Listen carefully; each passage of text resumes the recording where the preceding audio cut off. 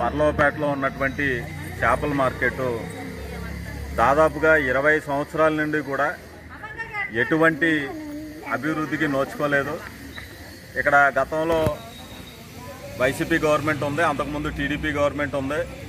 దాదాపు 20 సంవత్సరాల నుంచి కూడా ఏ గవర్నమెంట్ వీళ్ళని, కాంగ్రెస్ పార్టీ కూడా వీళ్ళని పట్టించుకునే పాపాను పోలేదు. ఈరోజు ఈ మార్కెట్లో మండు టెండలో ఈరోజు చేపల వ్యాపారం చేసుకుంటా ఉన్నారు. అలాగే వర్షం పడితే కూడా వర్షంలో అనేక ఇబ్బందులు పడతా ఉన్నారు. వీళ్ళకి కనీసం కూర్చోడానికి కూడా ఇక్కడ చిన్నపాటి రెస్ట్ తీసుకోవడానికి కూడా ఎటువంటి గది కూడా నిర్మాణం లేదు. కాబట్టి మేము తక్షణమే మున్సిపల్ శాఖ వారిని, అలాగే ఈ ప్రభుత్వాన్ని కూడా మేము భారత విప్లవ కమ్యూనిస్ట్ పార్టీగా డిమాండ్ చేస్తా ఉన్నాం.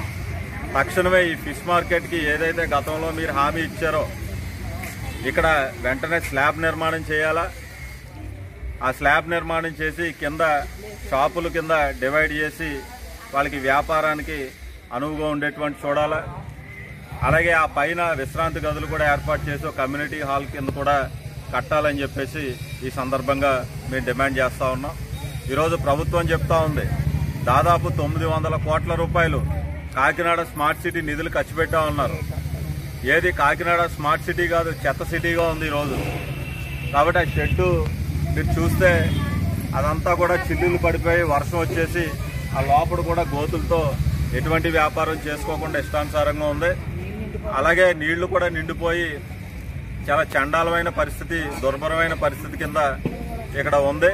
అలాగే రెండోది, ఈ మార్కెట్లో ఎవరు పడితే వాళ్ళు తాగేసి ఆ బాటిళ్లు కూడా ఇక్కడ పగలగొట్టేస్తే వీళ్ళకి దానివల్ల కూడా ఇబ్బంది ఉంది. ఇక్కడ ఉన్నటువంటి చెత్తని కనీసం మున్సిపల్ సిబ్బంది వచ్చి, కనీసం శానిటరీ ఇన్స్పెక్టర్ వచ్చి ఇక్కడ శుభ్రం చేయాలనే కూడా కనీస అవగాహన కూడా ఈరోజు లేకపోవడం అనేది ఈరోజు మున్సిపల్ కార్పొరేషన్ వైఫల్యం, అలాగే ఇప్పుడు ఉన్నటువంటి గవర్నమెంట్ వైఫల్యం కూడా పూర్తిగా కనిపిస్తుందని చెప్పేసి సందర్భంగా తెలియజేస్తూ తక్షణమే ఈ ఫిష్ మార్కెట్ మీద శ్రద్ధ పెట్టాలని చెప్పేసి మేము డిమాండ్ చేస్తా ఉన్నాం. లేకపోతే మీకు ఖచ్చితంగా మున్సిపల్ ఆఫీస్కి మరి ఈ మత్స్యకారులందరూ కూడా మున్సిపల్